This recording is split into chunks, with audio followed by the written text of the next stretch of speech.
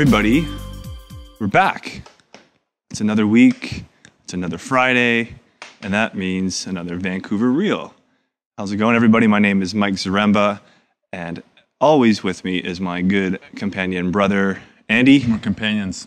You're my companion. I'm like your little dog companion. No, I didn't mean it. That's okay. I'm not offended. You're my companion. Okay. I'm single, so that's why you're my companion. We are. We are kind of like you're not single. Mates in a way. Yeah. Well, our souls obviously came into this family together. So through the same vagina. Yeah. Yeah. Squirted out. Hey, that's what this show is all about. No. But today we can actually talk about our first official sponsor of the Vancouver Real podcast, and that would be Lisa's Chop Shop, and that's at the corner of Abbott and Pender. And she just did this nice fade job up today. She did a really crisp job. That's what looks so fresh and slick. What I said is, it looks like it's so accurate. You could calibrate the Hubble Space Telescope to the side of your head. I was going to go with the atomic clock, personally. Is there such thing as an atomic clock? Yeah, it's like the most accurate clock in the world. Oh, yeah. Where's this clock? I don't know, but that's how accurate this haircut is. You can see it's just like precision. It's true. There's not a hair out of place. No, it's pretty. And so this is one pole of her spectrum of work, and Mike's actually the opposite because he's going for the long kind of, what's your look? I don't know. I'm growing my hair. Wild and free. I'm growing my hair to develop greater sensitivities like the Native Americans do. And Ahmed gets his haircut there too. She does some pretty fine work with the shaver. So so thank you to Lisa for giving us all free haircuts and making us look, as good as we possibly can on camera. Yeah. So check out Lisa's Chop Shop. Yeah. What's the website? Chop Shop. Oh, their website's under construction right now. Okay. So I think it's just chopshop.ca. Right. Well, Facebook. But, they're in Gastown and on the corner of Abbott and Pender. If you want to go and Instagram, check them out. I think they do all sorts of crazy haircuts, like different colors and cuts, really artistic stuff, and pretty awesome group of girls. So if you can go check them out. Cool. And also with us, as always, is Mr. Omid, who is the genius behind this podcast in terms of the technical side. And he also has his YouTube channel, which he puts a lot of passion into. It's called Omega Point.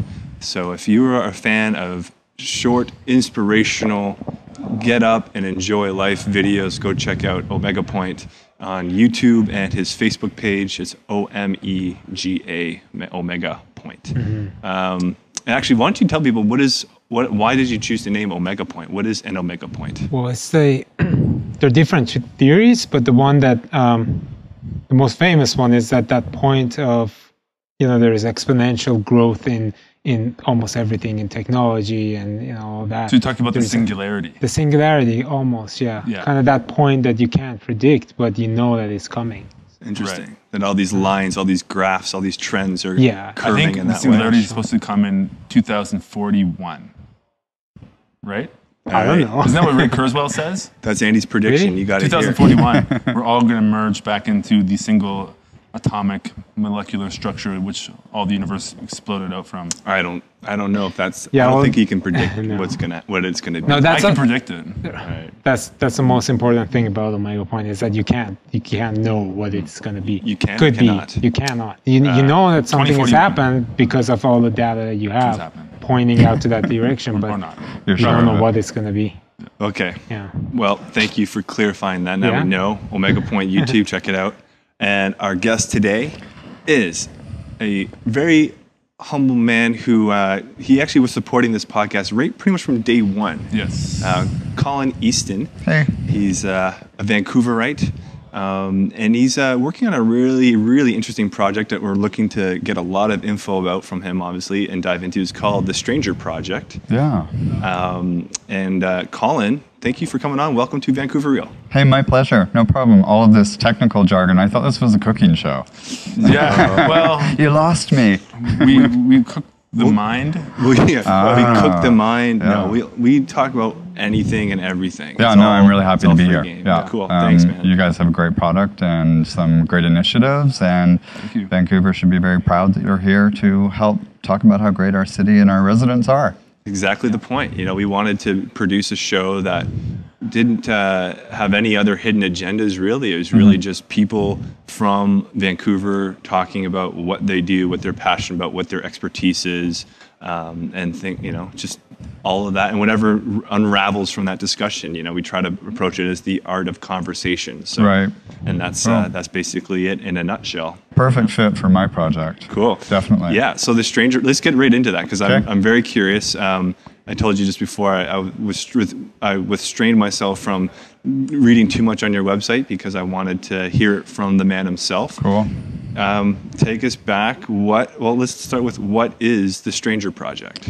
So I guess essentially you could say that the Stranger Project is a social experiment that came from, when I think about how I've gotten to where I am today. It probably started a few years ago. Just from a little idea, I did a thing called the 365 Project, and so I'm a hobby photographer. So I took a photograph every day for a year, posted it on Facebook, and I would write a little poem or some words that the image evoked an emotion for me, or that I thought the person looking at it might feel in looking at this image. And so I did that every day for a year. And then the following year, I wanted to do another project, and I started to do what was 52 haiku, because I thought rather than doing something every day for a year, I would do something every week, because it would get a little easier to do. So I was going to write a haiku every week. Yeah.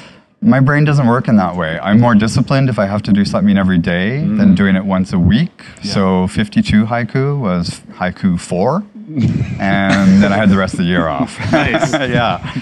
I didn't do anything last year, except I took some time off work, and I really had an opportunity to kind of reflect on where I'm at and what I'm doing. I'm a huge social media buff, and I noticed that the more that I was getting connected through Twitter and Facebook and Instagram, I refuse to do Pinterest or I don't like Pinterest. Or Google I never got into or silly. Circles. I signed up. I mean, maybe it has a value in an application somewhere, but I never found that to come through. They say that it's good just to be on it, just so you're on it. Really? That's what I've read. I mean, I think anything. There are people on it, so there is a small audience. And it's actually, we can probably get into that a little too, because So I mean, again, we'll get back to the Stranger Project, but I mean, social media in general, it's such an effective tool for various things, right? Yeah. And I think, if you're willing to put the energy into the modality, like whatever it is, you shouldn't just have it necessarily like Pinterest the sake just because you should be on it, because you're not going to nurture it. Yeah, no, there has to be a value. I think there has to be a return of investment. Yeah, and something that you want to apply your energy towards, right? Yeah. I heard an interesting fact the other day about Facebook, and they say that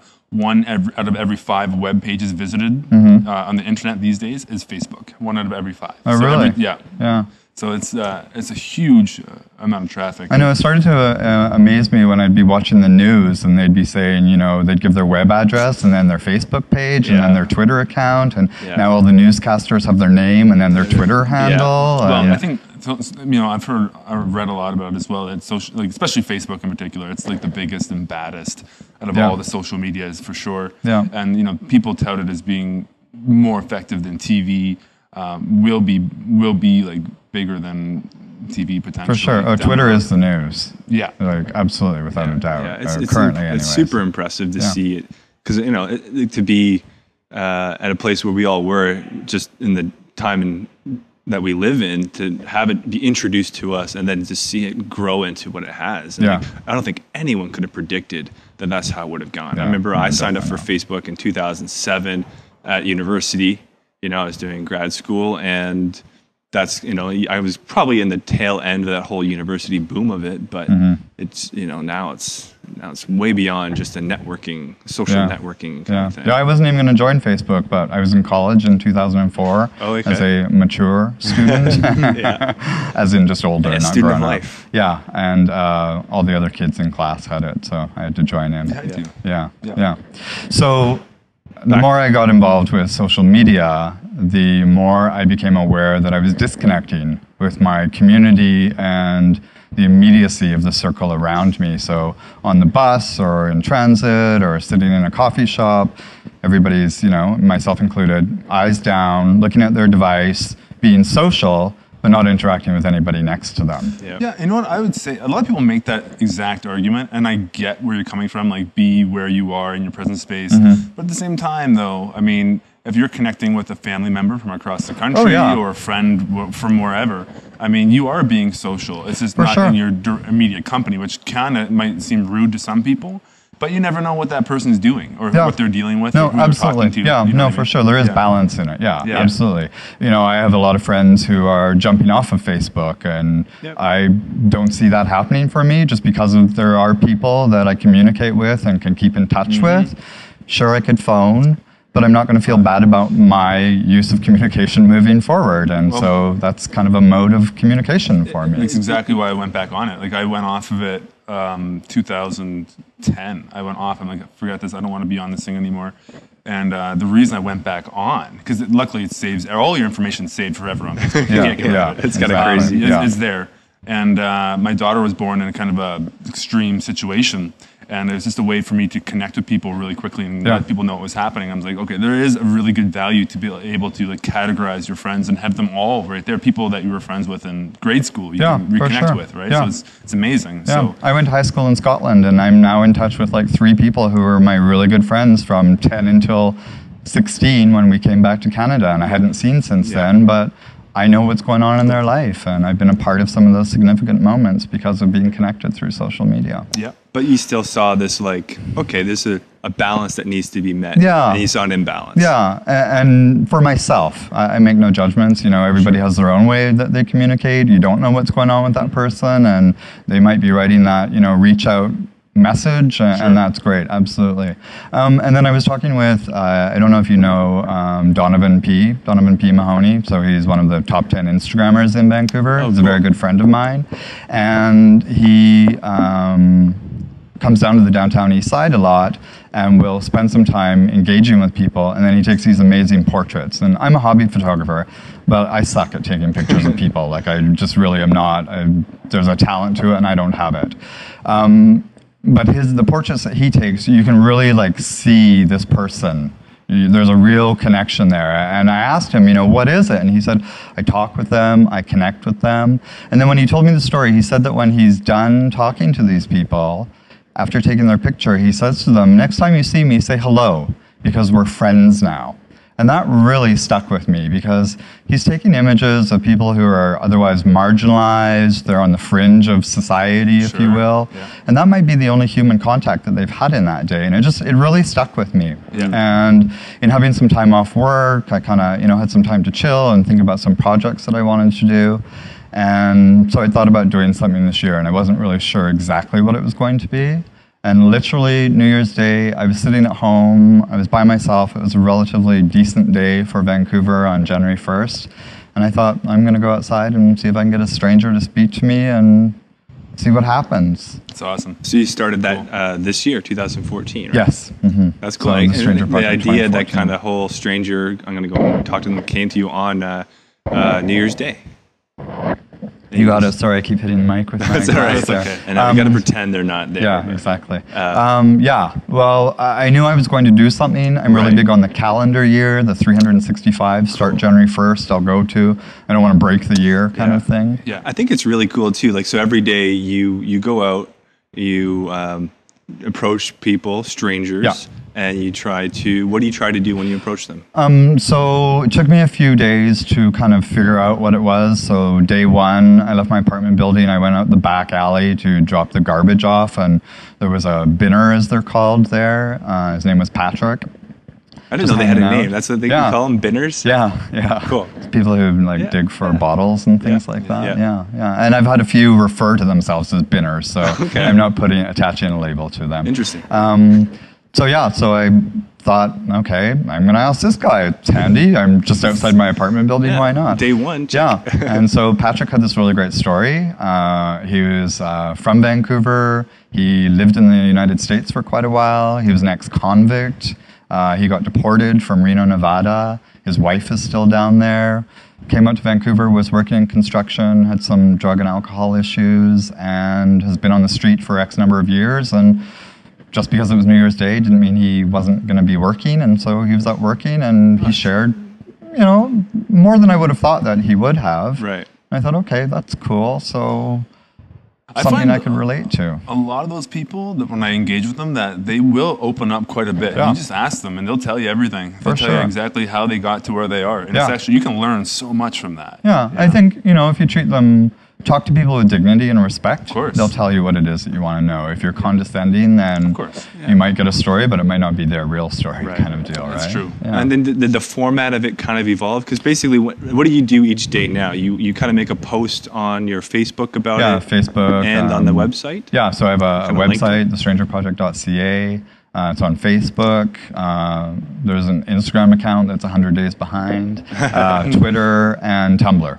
Cool. So various friends are like, well, I'm not on Facebook, so I started a Tumblr page. Somebody I else see. was, what about the market on Twitter where you can put a little soundbite out, if you will, and Yeah. people can then click onto And the story. that's the thing of having all the social media spectrum. It's just like, Yeah. just for that reason. Yeah, Right. not everybody's Insane. on Facebook. Exactly. Not everybody's Good on call. Instagram, Yeah. right? Right, So right. kind of broadening the reach. But Facebook's kind of like the one because I see it every day now. Yeah. Every day you take a picture of them, which is really cool. Yeah. I think it's. Have you had anyone refuse the picture? Yeah, I kind of, so it evolved. So like day 2 was this young woman who I only wrote about maybe 4 sentences about. Her name was Emily. She's going to UBC, studying Latin American studies, and she wants to go to Mexico and revolutionize the world and the lifestyle in Mexico for the Mexican people. Wow.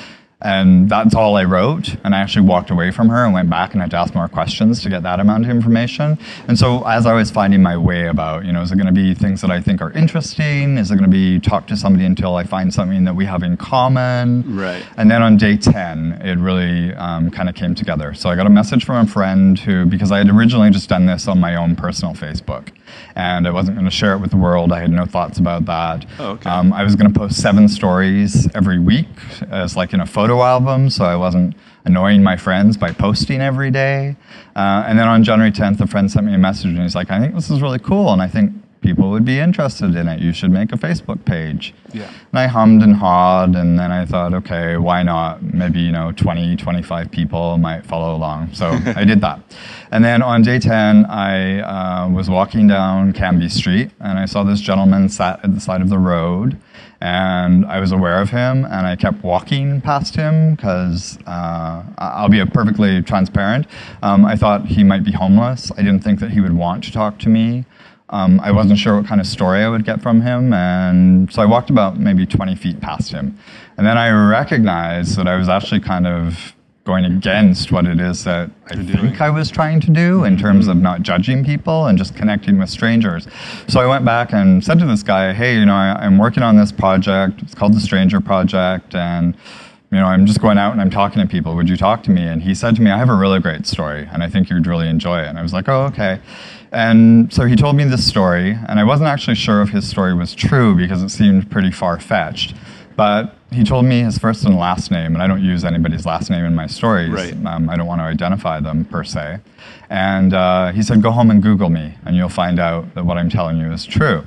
And I did, and it was true. So he had a brain cancer tumor, and he had spent 3 months or so in VGH hospital having surgery to have the tumor removed. And in that time that he was in hospital, he was really touched and moved by the compassion and care of the nursing staff who were looking after him. So much so that he canvassed the staff and said to them, what piece of equipment or what could happen in your daily work life that would have a positive impact on what it is that you do?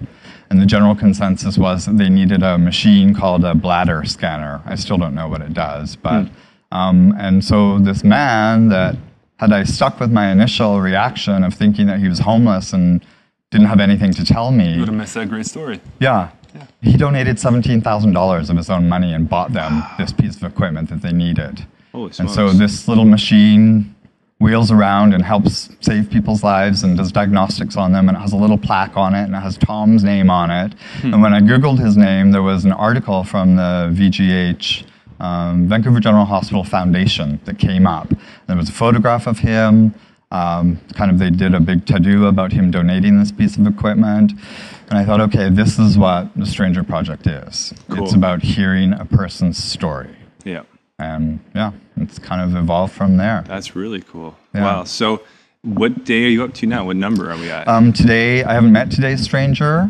Oh. But today is day 206. Wow. Who else would know what day of the year it is? But yeah, Exactly. I know, that's why I asked. 206. Like, you have a running total. Yeah, I totally do. That's cool. Yeah. And then do you kind of pass along that message to each of them, like, now that if you see me, say hi to me? Yeah, definitely. And it's really cool. There's been a lot of connections and a lot of synchronicity that's happened through this project in terms of getting to know people. So Tom, I actually ran into him this morning, and he told me a story that I've actually kind of stepped outside of the Stranger Project, and I wrote a separate story this morning and posted it. Cool. And I've gotten huge. Last time I checked, it had over 200 likes. It had been shared 13 times, and there was like 40-odd comments on it. Great. And it was kind of like a follow-up to Tom's story. Cool. So cool. But I am kind of, there's a number of people, one of my neighbors, I didn't even know he lived across the street from me. We're now like good friends and we hang out. I've set a couple people up on dates. Oh, wow. Yeah, it's been very, very cool. Yeah, That's neat. Far more enriching and mind-boggling than I ever thought it would be. Yeah, that's very cool. And it's been, you've had a little bit of media coverage on it too, I've been really, really fortunate. I've had quite a bit of media coverage. Yeah, which ones in particular? CBC Radio, Vancouver, Global Television, Vancouver have done 3 pieces on it. Wow. The National Post, News 1130 Radio, CKNW Radio have done 2 pieces on it. I was on a panel for HuffPost Live out of New York. Cool. That we did through, I had to get a Google Hangout account for it, but so we did do it kind of remotely from my home. Yeah, Van City Buzz, who've been great supporters of me, do a review every month of kind of like the top strangers based on how many likes the story gets, that kind of thing. Yeah. And what kind of like your social media do you find the Facebook one is where you get the most engagement of people, like reacting, responding, commenting, and all that kind of stuff? That's a really great story, and I think that's probably why it's interesting, because I think that my own personal Facebook now is really like boring, and I spend a lot more time engaged on the Stranger Project social media aspect. Like I can't remember the last time I read my own Twitter feed, but in terms of like connecting through Twitter with people who are following I have like almost 840 people following on Twitter in like 6 months, which is phenomenal. But yeah, to your point, Mike, it's a hugely engaged community. So I'm approaching 5,000 people following on Facebook. That's amazing. Yeah, since January 10. Yeah. And on average, I'd say about 100, 150 people take the time to like.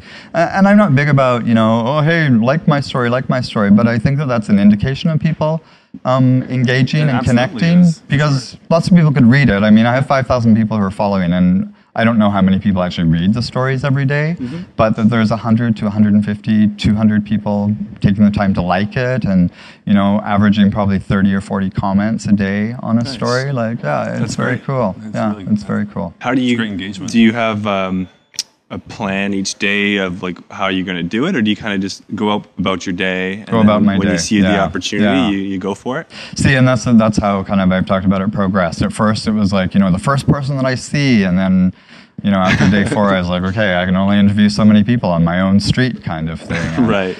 So natural kind of the chores of life, i.e., work and things. So there'll be a time in the day when I'm like, okay, this is where I'm going to kind of go out and meet today's stranger. Cool. So are you just going to go for the entire year and then kind of wrap it up after the year, or are you going to keep going? Like, what's the plan? To be determined. So the Stranger Project 2014 will wind down on December 31st, 2014. But there's it's weird. It's kind of like there has been this moment that I had about, I'd say towards the end of May, beginning of June, where I thought, I'm almost at the halfway mark. Wow, how cool. I won't have to do something every day. And then I started ruminating on that and was like, but what will my life be like if I don't do this? What will that... I'm getting a lot out of it, right? And not just the likes and clicks on Facebook, but the stories. I can walk down my neighborhood now, and on any given day, I see 3 or 4 people that I've either approached and they've said no, they don't want their picture taken, but they know what I'm doing and they're following the Stranger Project. Cool. I can wave to people. I have coffee with Tom on a regular basis. I feel like there's underlying message to what you're doing with this whole project, and that is teaching people that, you know, everyone is an individual and has their own story, you know, and you can go out and connect with anybody. And most people are probably willing to engage, you know. It's like, you know, instead of seeing just a passerby or on a street, you can look at that person and be like, no, that's an individual, that's a human being. Because I think we get so blinded in everyday life, especially living in the city. You can't talk to everybody. It's constantly a stream of people walking by you. But this is kind of a little reminder being like, no, they're all people and they all have their own story. Yeah, you know? Absolutely. Yeah, and for many years I've loved sitting in coffee shops and watching the world go by. Like you can sit here and watch people in the window, and rather than just like checking out, oh, look at those shoes or a nice haircut, whatever it might be. It is a nice haircut. It's pretty chop shop. Did you good? It's pretty nice. You went above and beyond this one. But wondering what their story is, and everybody does have a story. And I'm a very much a people person, with the odd dichotomy that I do like shutting my apartment door and knowing that I'm kind of shut off from the world. That's why social media works, because I don't have to answer that tweet if I don't want to, when I don't want to. But yeah, everybody has a story.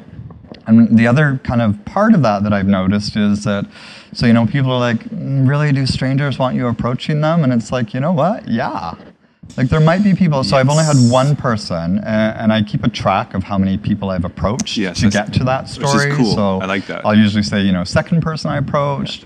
What's the longest? 11, and the 11th person spoke to me. What an and anomaly. You know what? I think that's actually, I would have thought it would have been more. The average is 2 or 3, but there was one day, it actually was, I had a time constraint. I was doing Pechakucha at the Vogue Theatre that evening, and so I wanted to get the story and write it and not have to worry about it. And that was one day that it was like, people were like, yeah, no, Do you think it's partially maybe like just the energy that you had to hasten Quite it? possibly. And you're like, there was okay, an almost in urgency desperation mode. They're definitely, And they for sure. subconsciously picked up no, you're on kind of creeping me out. Yeah, exactly. But I keep a track of how many people that I'm going to approach, and I have kind of an introduction of, hey, my name's Colin, I'm a writer, I'm doing this project. I try and let them know what I'm doing before they say, no, I don't have any money, no, I don't have any change, no, I'm not going to buy you lunch, no, I'm not going to go out with you, whatever it might be. And then I explain that, you know, what I'm doing, it'll involve chatting for at least 5 minutes or so, getting their story, writing about it, and taking their photograph. Because there have been people who say that they'll chat with me, but they don't want their photograph taken, and that's great, and I respect that. But for me, the story needs to have a picture with it as a tangible a face for the reader to put to that this is that individual. It's more of a formal kind of captioning of the whole project. What you're doing. And then I'm not hyper creative and making up 365 really great stories. If somebody doesn't want their picture but they'll talk to you, do you still do the whole formality of it, or do you just feel like, it's okay? No, I thank them for their time, ask them if they're on Facebook, if they'd like to follow along, and then move along. Right. I wouldn't. And a friend said, well, why don't you talk to somebody, wasn't a friend, it was a reader who said, you know, it would be more authentic if you talked to people and then at the end told them what you were doing. And it's like, I have to work. Like, if I spent, you know, an hour talking to someone and they're like, yeah, no, I don't want my picture, how many hours am I going to spend before I get somebody who wants to do? It's a valid point, but logistically speaking, I can see your side for sure. For sure, You know, it's still you're still going to a random person. Yeah.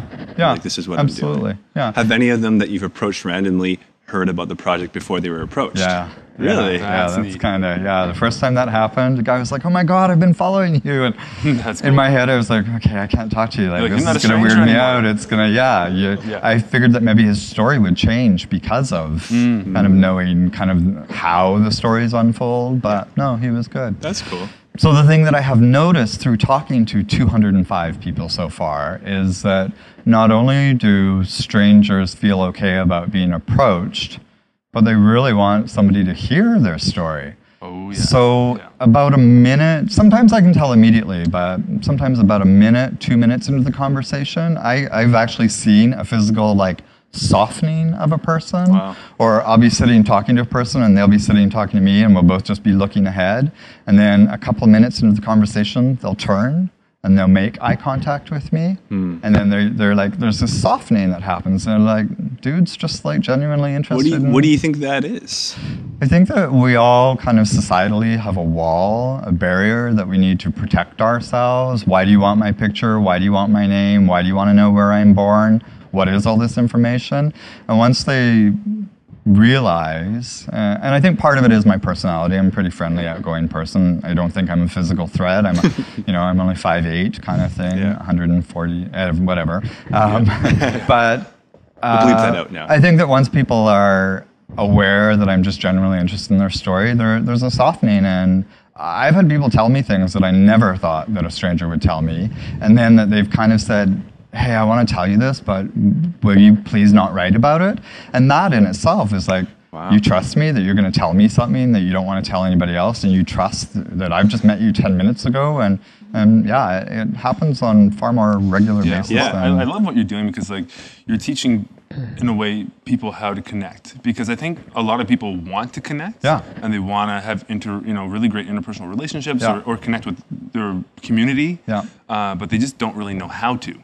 I think that's one of the hardest parts of the whole thing. Yeah. I used to work at a call center, as a volunteer call center.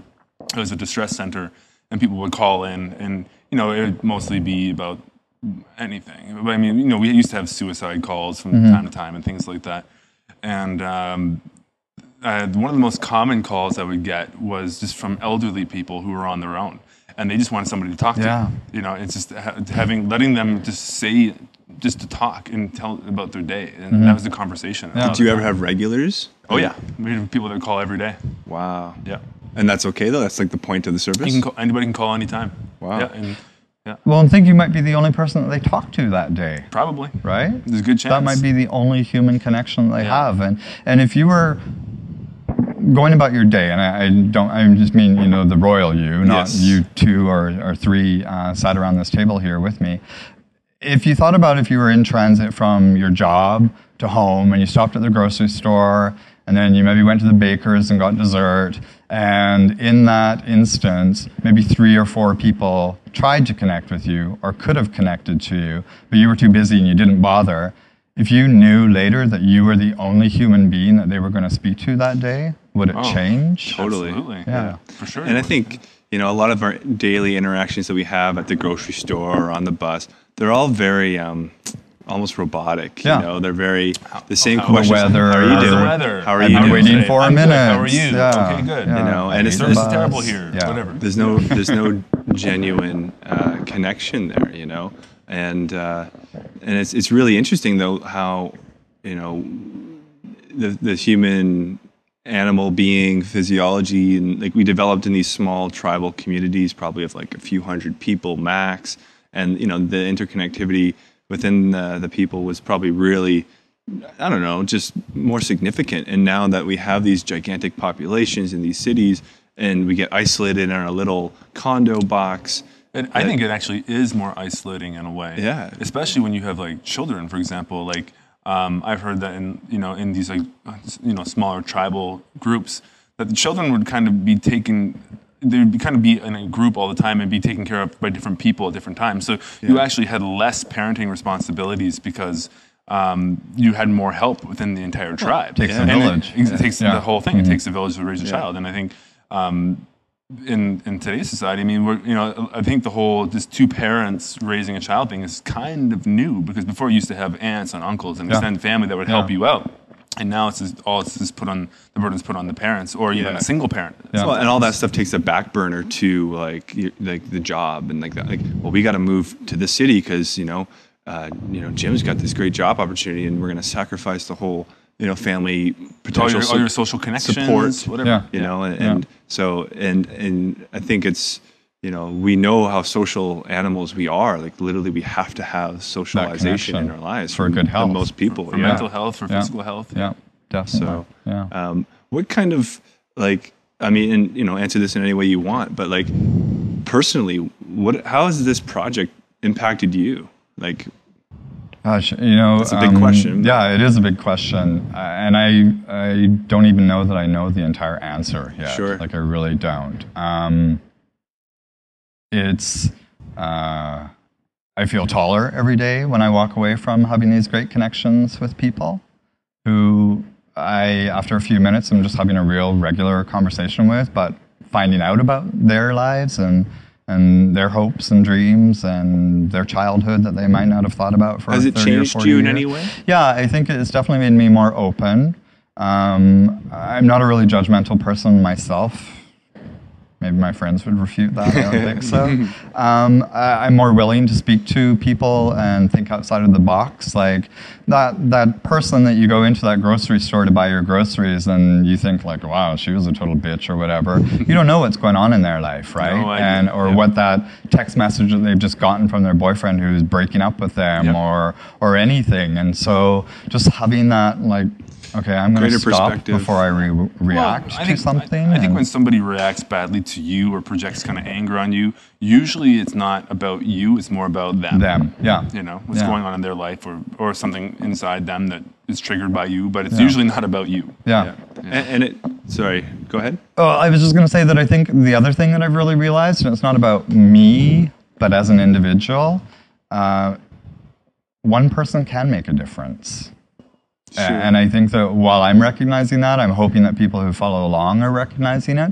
And from the feedback that I'm getting from people, there definitely are. That it only takes one person to make a difference in somebody's life. And I mean, conceptually, it's relatively a simple idea. And you're executing it, you know, every day. That's kind of the discipline of it, you know. Like every day, I got to go and you know, make this attempt, make this effort, and you know, put it online and all that kind of stuff. And I don't take notes. Oh yeah, okay. I was going to ask you. Because I want it to be more organic, and I want it to be. When people ask me that, I say, well, it's kind of like we're at a dinner party and we're having a conversation, and then tomorrow somebody's going to say, hey, you met this guy Andy last night, and so what's his story? And I want to tell that story. I do tell it kind of in chronological order. And usually kind of my starting spiel is, so if I ask you the same question a few times or I keep repeating, you know, Regina, Saskatchewan, that's just my way of kind of making little bullet points in my mind that will help me fill out the story. And the stories, it's interesting, I've written, so today's day 206, I've written 160,000 words so far, and I average between 500 and 2,000 words per day. Wow, that's cool. And how long does it take now? Probably minimum, including like the meeting the person and talking, minimum probably about an hour and a half. Some days can take 4 or 5 hours just thinking about how I'm going to frame the story. It's pretty significant. It's a big chunk of time. It definitely can be. For sure. Is it okay if I share an example? Please. Of course. So I met this gentleman down in the Olympic Village, and his name's Alex, and I'm sure he'll be fine with me highlighting his story. I found out through chatting with Alex that he was adopted when he was a child.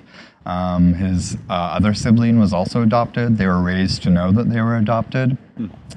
From separate parents, and they were adopted into a Christian home. And when he was 17, he accepted Jesus Christ as his Savior and is a practicing Christian now. And you know, his story, which I'm respectful of, it's their story, not mine, talked about things that other people might not necessarily be interested in. I definitely have learned that I'm very protective of these stories. I don't want anybody like putting out negative vibes or, you know, I've been really surprised at how little hate there is around the stories. I'd hope so. But I have hidden a couple of comments because in the written word there's no intonation and somebody could read into it kind of like judgy. So, just hide the comment. As being the administrator on a Facebook page, you can hide a comment and the person doesn't know you've hidden it. So that's a real great I've utilized that more than once.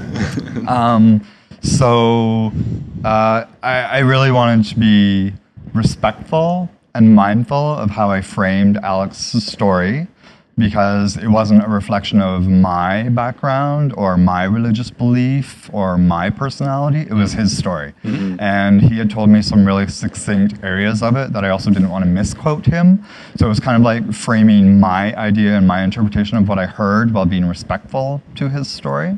Cool. And so it took me, you know, I'd write a paragraph and then I'd think about it and I'd watch some news on the TV or do whatever. And it's usually the evening with the, you know, computer on my lap and chugging away at it kind of deal. Nice. But then, so just if I can go on a little bit further to elaborate, when we're talking about the synchronicity and the kind of, you know, the interconnectivity and whatnot. So I wrote his story. It was really well received. I didn't have to hide any comments. I think he got like 150 likes, maybe 40 comments. There was a couple of people who knew him. He then sent me a message and said, you know, considering that you didn't take any notes, you got it almost verbatim. There's a couple of things I might have said differently, but it's good. Yeah. It's your interpretation of my story, and I'm okay with it. Cool. So 2 days later, I got an email because my email address is on my website, from this woman from Hamilton, Ontario. And she had been at home. The Hammer. The Steel Hammer. That's where we went to school. Never been there. Oh, really? Yeah. Oh, okay. Synchronicity. See, here we go. Yep. She had been listening to this Christian podcast that comes out of Barrie, Ontario. And this guy, this pastor, does it online, video, audio, transcripted, like it's really out there. Wow. And he mentioned the Stranger Project. And so he had been listening to, I had the great fortune to be on CBC Radio's DNTO with Suki and Lee a couple of weeks ago. And it was an episode about strangers. And so this pastor had been listening to it, and he referenced it in his sermon, talked about the Stranger Project for about 2.5 minutes.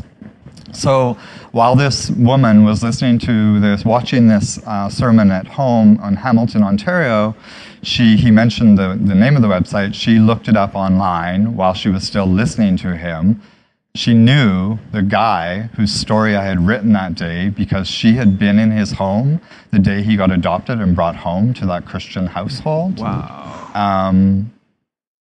Wow. Crazy. And it was just like, wow. Yeah. Well, I mean, and those kind of things have happened a few times to me in this. And it's just that whole... The whole 6-degree separation thing. Yeah, and if I hadn't stopped to talk to him, I would never have found out about this pastor referencing it. So cool. She was able to hear about a project that the day she logged on, she actually knew that stranger and has known him all of his life. Like... mind-blowing. Yeah. Super powerful stuff. Yeah. That's really cool. Yeah. Man. I mean, and that's I wonder if this project of yours, it's taken on its own form. Yeah. You know, it's its own energy now almost, you know, and you're just kind of, you're the facilitator, you're the conduit that is coming through, right? But it's amazing how it came from a very simple idea, it grew into what it is, and now here you are on VancouverReal. Yeah, I know. I've arrived. CBC Radio, come on. You know, there's an interesting responsibility that comes along with that as well. That's what I was going to get to, I have a friend who's a publicist, and somebody had made a comment about something, and my immediate human reaction was to, like, take them down, because your sharpest weapon really is your tongue or the written word. But I stopped myself, because I'm learning, and I reached out to a publicist friend of mine and said, like, do you think I should send them an email? Should I engage with them online so other people who might feel the same way? So what happened exactly? I had written a story about somebody. It was a gentleman who's a recovering heroin addict, and she had made questionable comments about the choices he had made in his life. Okay. And I felt very protective of his story because he was he's on a methadone program and trying to get his act together. And I feel very protective about these people. So I stopped myself, I reached out to my friend who's a publicist and said, you know, should I engage in conversation with her so that other people can see that I'm protective? Should I email this person? Should I ignore it? And it was the first time that it had occurred to me. He was like, well, you're a brand now, and you have to protect that brand. And I was like, how do you mean? And he said, well, if you come across like an ass to that woman, you might turn people off and think that you're, you know, they might question why you're doing this. Are you doing this from an egotistical point of view where you're just trying to push Colin Easton? And it was an awareness of that responsibility that I didn't realize that came along with something becoming more popular. Yeah. Yeah, it's kind of what we have to deal with a lot on our social medias and our comments. When we get that one negative email out of 10 good ones, we're going to focus on that one negative one. Yeah, for sure. It's and you want to write something back sometimes, and you want to say something, but you just don't. You just take it for what it is, and you realize that not everyone's going to be happy with everything you're doing or saying. You know? And you learn how to take. I like how Rogan talks about it. He talks about taking a little bit of hate venom. Yeah. So you take a little hate venom every now and then, and then you kind of build up an immunity to it. Yeah. And I mean, I'm totally you know, if we were looking at scales, I'm like 99.9 on love. Sure. Yeah. And, you know, 0.01 on questionable. And that's the way I'd say we are too. Yeah. It's just that, of course, that one negative one always is the one you think about. It Right? stings way more. Yeah, for sure. it's funny. And I think that's kind of human nature that we Yeah. kind of focus on the negative rather than the positive. Yeah. The other part of the responsibility is people who post on the wall to promote their own product, which has absolutely nothing whatsoever to do with the Stranger Project. And carte blanche, that's not that what happen this a is lot? about. It's happened a few times. Yeah. I'm surprised we don't get more of it. Like, we get the odd person posting something here and there, but very, very little, really. Yeah, I've had pay-for services where this one person thought that their service, it was a family tree kind of video project, but it was like $2,500, and I'm just like, yeah, no, you're just selling something, and that's not what this is a vehicle for. So, Yeah. No, and I want to respect the people who are following. I don't like going to somebody's website and I'm getting hit with pop-up ads for this, that, and all. I think it's a form of that's the beautiful thing about social media. And I was talking to somebody who I think he was running some video production company, and they would produce videos for different businesses and corporations and things like that.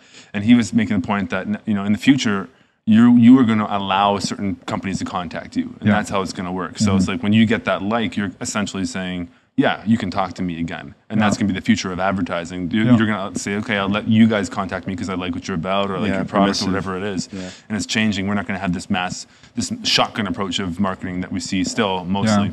Yeah. And it's going to be a lot more selective. And and you're in control of what you see. Right. At the moment, I mean, thinking about in the future, if I want to make a living at this, do I then, thinking about monetizing my website and dealing with all of that? I think there's ways you can do it that won't be super invasive, and if it's with inline companies and things like that. Yeah, absolutely, for sure. One thing we talk about at Float House too is, if you believe in, we do. There's a sales component to working here. It's a business, and we have this structure that we have to operate under. This is how you make a living. This is how we do it. Yeah. And I'm like, well, if you're selling a product that you believe in and you think that's good for people, then that's a good thing. If you're making money in an ethical, kind of moral way, and you're not out there selling alcohol or cigarettes or whatever it is, and you really believe in your product, then I don't think there's anything wrong with that. No. Yeah, I agree. Yeah. But not on my Facebook wall. Not on your Facebook wall. That's true. And that's, at least you get the opportunity to kind of have that control over it and, and decide. And, you've ultimately put the most time and energy, obviously, into this project. So what better person to regulate that than yourself? You know? So it's important that you do. Yeah. And it's cool to see how, I can only imagine how, you do get this greater sense of responsibility and obligation to doing it now and every day. And does it ever get to you at all, like stressful or get under your skin, like or is that you kind of just I've completely accepted it now? It's just I've accepted. I'm absolutely committed to doing it. Sure. There are some days where I like to bond with my couch and binge watch is the new buzzword or buzz phrase. Binge watch trash television. Binge watch. When you watch like 5 or 6 episodes. But I haven't. I've binge watched before. Usually on things on Netflix, like TV series or whatever. Right. Blast through like 10 episodes. Yeah, for sure. Yeah. So I like doing that too. But then there are moments when it's like, okay, it's like 6 p.m. I got to get out there and meet a stranger and kind of get going with this. Yeah. Kind of puts you out of your comfort zone on those days. Yeah, but then the thing that I remember is how good and how much taller I'm going to feel when I'm coming home with this great story that I can't wait to share with people. Yeah. Well, it's like a workout. Yeah. Kind of, when you go and exactly. You don't feel like working out every time you go do it, but afterwards you pretty much almost every time. Even if you feel shitty, you're tired, whatever it is, and you go do a good workout and you come out and you're like, I'm glad I did that. Yeah. Almost every time. Yeah. And I get that. I've not yet met a person who I didn't like, which I find really bizarre as well. There have been a couple of people who I maybe not necessarily agree with, or we might have different approaches to things. But for the most part, there isn't anybody that I've spoken to that I wouldn't be totally fine to sit down and have dinner with. Cool. Nice. Wow, that's impressive. That's a pretty bold statement. Yeah. I can't say I would say that myself, but maybe I haven't met enough people. Right. So. I think it's also indicative of the depth of the connection that I'm making with people in terms of finding out about their story rather than just exactly. Well, you're giving. Socially. What you're doing is you're giving. You're giving them an opportunity to tell their story. When 99% of the people in the city wouldn't care or wouldn't listen. So you're giving them a gift just by listening. So I'm sure they're appreciative of that. Yeah, a lot of people like calling into the call center. Just it's nice to be heard. It's nice to be like, I think tell me about wants you. to. Like, what really? You want to talk? Okay, well, here it is. You know, take it or leave it. So it's a very unique kind of position that. You know, I think a lot of people are starving for in some ways. Just having that attention, a genuine, sincere, open ear. Yeah. I heard from someone somewhere that a lot of psychologists, a lot of their business is from people who just want to talk, want to tell their story, want to be heard. They're not even really mentally ill necessarily. They just want to have someone like a sounding board that they can just talk to. Absolutely. Yeah. It's good for everybody, right? Yeah, definitely. Meeting so many various people in Vancouver, can you kind of like describe Vancouver? If you're going to talk to somebody from another country and say like, what are the people from Vancouver like? Have you kind of formed any? It's definitely a melting pot. There are people from all over the world. I'm so glad I've moved away from that. People saying in the media, even when I first started getting media attention, they were like, Vancouver man out to prove that Vancouver is not an unfriendly city, and I'm so glad we moved beyond that. Yeah, so that was never your intention. No, that was never my intention. I read that article. Yeah, and no, that was not my headline to write. Right, that was that way. Yeah, no, that's not. And I get why they did that, because there has been that, you know, almost more of a rumor than anything else that is generated by I think it was started by people in Toronto. Oh, really? Yeah. Blame everything in Toronto. Exactly. No, you know, my spiel on that, my immediate response is I call bullshit on that, because I think it's impossible to entirely populate a city with unfriendly people. It's just not possible. That's true. That's a good point. Well, we know the media will like to spin things in certain ways to make their stories sound better, as we saw with our friend Julia Christensen, who just got kind of a little black eye in the media in the Vancouver Sun. And she was a guest on here. Yeah, she was a guest on here. And I have another example, but I can't remember right now. But yeah, the media will. Oh, in our Vancouver Sun article as well, I hated the title, what they put in, like, for flotation tanks. So like, drown out the world. I'm like, really? Come on, you're talking about drowning in a flotation tank? I'm just like, yeah. Actually, I never even thought about that. When I saw that, I was just like, really? Drown out the world? That's the best you can come up with? But yeah. So I felt like almost like a little jab. Yeah. You know, and even when we did the, was it not CBC? Global. CTV television. Right. You know, there always has to be a little negative spin on it. They can't just tell what it is. It's almost like they have to throw in a little negativity in there in a way, you know? What did they say about Vancouver? About people in Vancouver? I'm not aware. What did they say? That's okay then. That's good. Yeah. You mean like the general myth is people that are unfriendly. Yeah, people in Vancouver are unfriendly and cold and standoffish. Yeah, you know. But I think you get that in every city. I think you get a mix. I think, for sure. I mean, there is that part of the city where people, like we were just talking about earlier, are isolated and kind of keep to themselves, and it's hard because you can't go and meet everybody. It's true. And I always get this kind of phenomenon happening. Like, I'll be looking at different people if I'm in a lineup somewhere, and I'm just kind of like, there's so many, I've never seen these people before, probably most of them, that I can at least remember, and I'll probably never see them again. And that always kind of blows my mind. I'm just like, you know, like there's new people every day, and you know, I don't know why that I have this kind of weird I get that. I get that idea sometimes too. Like, I might never ever see you again in my life. You know, you probably won't. But there's a comfort in that, right? So that's probably part of the reason why I'm getting some of the facts from people, because they feel safe to be vulnerable, because I don't know them, and that they might not ever see me again. Yeah. So they can tell their deepest, darkest. I had this one guy, and I'm not going to identify him, but his marriage fell apart, and he went down to the States to buy a gun to kill himself. And the only reason he didn't go through with it is because they wouldn't sell him the gun because he was Canadian and couldn't get it across the border. Wow. And the woman in the third gun store that he went to said, I'll sell you one, but I'm going to ship it up to the border and you can claim it from the Canada Customs or whatever it is. And if they'll let you take it, then it's yours. See, and that's, this is a side tangent, but that's pretty impressive actually, that, because I know they have pretty strict gun regulations in the US. Like, yes, everyone has this idea that you can go get a gun and everyone's shooting everybody, and partially that's true, but I think it depends on the state. Oh, does it? I think so. State to state. Well, but just that example alone is powerful. Yeah. You know, with illustrating like that's not so easy to get. And then after he told me that, he's like, please don't write about that. And like I've said to people, I'm not an investigative journalist. I'm not out to find out people's deepest, darkest secrets and say, well, he told me not to say this, but I'm going to say it anyways. Yes. That's not... Wow, an honest approach to media. Yeah. Amazing. Well, I want to respect that they're feeling comfortable chatting with me. That's I think that's an honor, and it's a privilege to have somebody feel comfortable to tell me that they were adopted or they gave up a child when they were 15 for adoption and that nobody really knows. And maybe I'm helping them unburden, but even if not, I just feel honored and privileged that I've made that connection and they feel comfortable with me to share those things. Well, and it's a great illustration of how strangers can actually, make a real connection. Like imagine you were wandering the desert for, a year, you didn't see anybody, and you see that one person, you will freak out. You will go and hug them and be like, and I went on a retreat last month in June where I didn't know anybody, but you go and you have this retreat and it's very open. It's non-judgmental. You share, and it's amazing.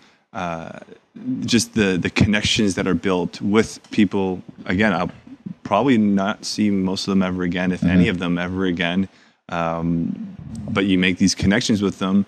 And you can be completely open. I can almost be more open with them than I can with people closer in my life, which maybe is something I need to work on, sure. But it's just because it's just a free opening to communicate non-judgmentally, and I think it's the very unique. Sorry, I'm done. No, it is. I think the honest, open communication doesn't have to come with a permanence. I think that we can be honest and open in the moment with anybody, and we don't need a guarantee that I'm going to know you for the rest of my life now, so I'm going to tell you this.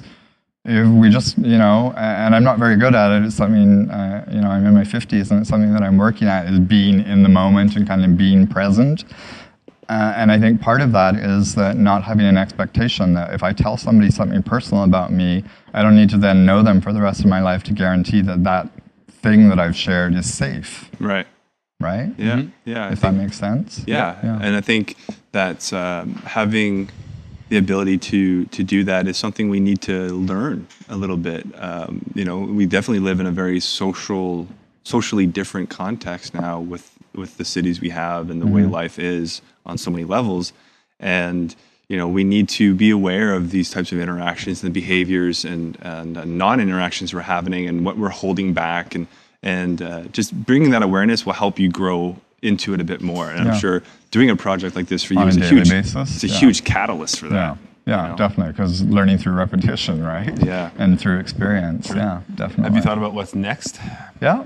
Yeah, after this? to be announced. To be announced? TBA. I have some ideas. I'm not really sure kind of what it's going to look like, or, Okay, cool. So we have to have me back again. Yes, exactly. Yeah, well, I'd love to get you back on, this fall, and then also when you're kind of wrapping it up too, because what a great completion to a really unique story. So, again, that's thestrangerproject.ca. For the website, which has been a soft launch, but thestrangerproject.ca. On Facebook, The Stranger Project 2014. Okay. It's important to add the 2014 because there are some stranger projects out there. Tumblr is tumblr.com/The Stranger Project 2014. Yeah. Twitter is @The Stranger 2014. Okay. And The Stranger Project on Instagram, which needs some work. Great. So, and I'm sure they're all interconnected through your website as well. So that's a great hub for it, probably, absolutely. Right? So. Well, let's make this like short and sweet. I love how this one was perfect. And Colin, thank you for reaching out again. Thank you. You kind of just poked us on Facebook, like, hey, would you be interested? Actually, I've heard of your Stranger Project before we even did VancouverReal. I caught wind of it because it has gotten great attention. Yeah. And, I'm honored. We're honored to be able to help you promote this. And thanks for what you're doing. And I know that we've been able to connect a couple of people to fit in with what you're doing, and I think it's really great. It takes a village, right? Yeah. So it takes a group of people to be change makers and support one another and help one another to work on the community that we live in. Absolutely. We're all responsible for that. Yeah. Great. Yeah. So I guess we could finish up because we didn't mention Float House at all. But so we're broadcasting. We're not broadcasting. What do you even call it? Podcasting. Yeah. We're podcasting out of Float House which is a 9-tank sensory deprivation center in Vancouver, BC. We have a location in Kitsilano with 5 tanks and a franchise in Victoria with soon to have 5 tanks. If you want to check us out on the web, it's just www.floathouse.ca. And if you like, you can enter the promo code RECOVERY, and that will give you a 20% discount on a single float. All right. And thanks again, Omid. Yeah. And thank you, Colin. Thanks, Great guys. show, everyone. Thank you so much. Thanks a lot. Thank you. To whatever is. To whatever is.